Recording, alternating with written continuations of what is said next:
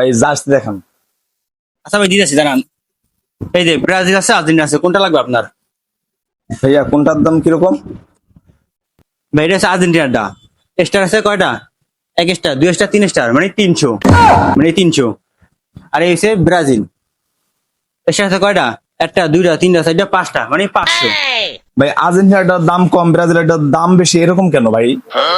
ভাই আপনি দেখেন না স্টারটা কয়টা কয়টা স্টার আপনি গনেন, 1 2 3 মানে 300। তারপর এটা দেখাই, আপনি স্টারটা দেখেন না, 1 2 3 4 5, মানে 5টা স্টার 500। বুঝলেন কথা? ভাই এগুলো চলতে না ভাই, আমার আর একটু ব্র্যান্ডেডটা লাগবে। ব্র্যান্ডেড আছে? আর ভাই আছে মানে সব আছে, আরো দামিটা দেয় দেখাইতেছি।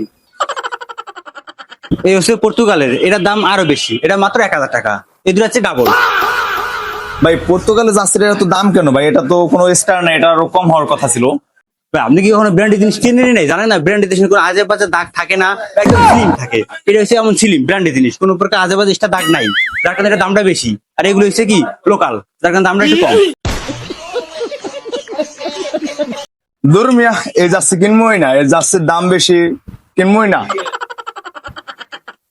আরে কিনবেন বুঝতেন, ভালো জিনিস তো বুঝবেন না, এগুলো তো বুঝবেন না, হস্তা জিনিস তো আমাকে ইয়ে না, এগুলো হচ্ছে তিন দেন এক্সট্রা দিকে আমরা দাম দিই, বুঝবেন না, বুঝবেন না ভালো জিনিস। বাংলাদেশ মানুষ খায় না।